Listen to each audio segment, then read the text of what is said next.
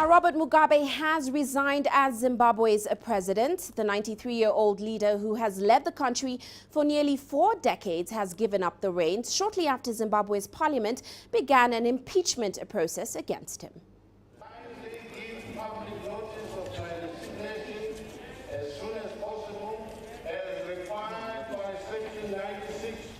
Subsection 1 of the Constitution of Zimbabwe.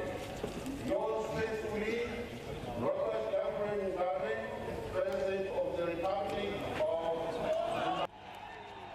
Now, in a letter read out in Parliament by the Speaker of the House, President Mugabe said it was his decision to step down voluntarily. Mugabe has been facing pressure for days following a military takeover. Zimbabweans flooded the streets of Harare in celebration of his resignation. Now, Mugabe was until now the world's oldest leader. He had previously refused to resign despite last week's military takeover and days of protests.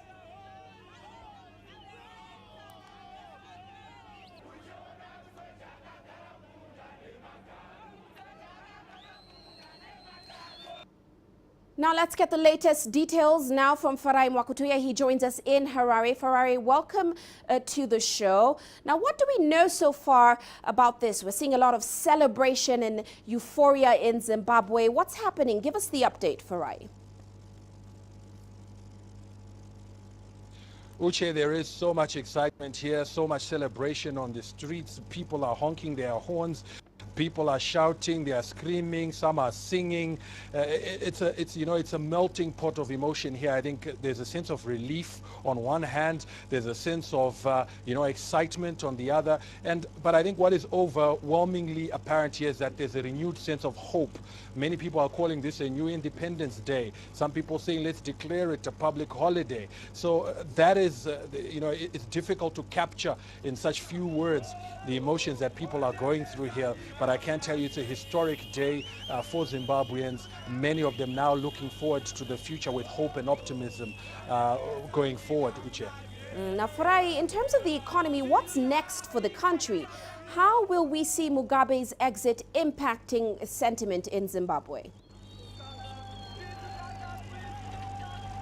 Well, I think it will have a positive sentiment. I think the first thing is just the fact that President Robert Mugabe is no longer there. He has been for very long, an impediment to investment into this country. There are some corporates, some potential investors who have said that they will hold back the investment because their problem may not necessarily be the fundamentals in Zimbabwe, but they had a problem with the person of Robert Mugabe. Now that is gone, we expect that sentiment to change. We also expect that some of the policies that have been implemented under President Robert Mugabe may be repealed or perhaps even revised. I'm talking here about indigenization. We're looking at things that will attract investment into the country. So the expectation here is that now that he is gone, now that there's a new dispensation, people will look at that, perhaps not immediately bring in their money. We don't expect this to happen overnight, but I think there's now, an openness to come to look at Zimbabwe as an investment option again. We know that there are many people who have wanted to invest here, who've been holding back,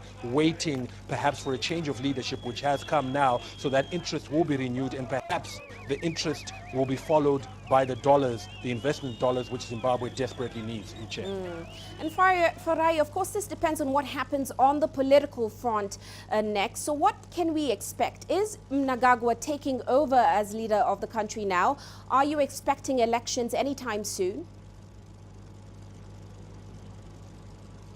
Well, elections are due next year in 2018. By 31st of July, Zimbabwe must have had its elections. Now, what the Constitution says is when a president steps down or resigns, in this particular case, the government, the last acting vice president, should take his place and is allowed to complete that term. So we don't need to go to fresh elections.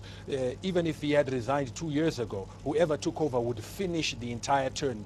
The 2 years that were remaining. So in this case, Emmerson Mnangagwa, who has been nominated by the ruling party, will then take over this term and complete it, see it out to its completion, which is next year when elections will be held in this country. So that is what we expect to happen.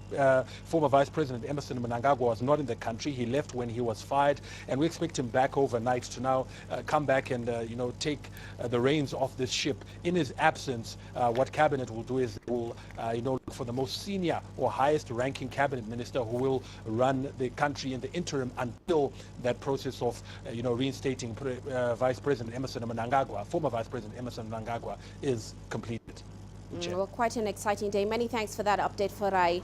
Farai Mwakutuya joining us there in Harare.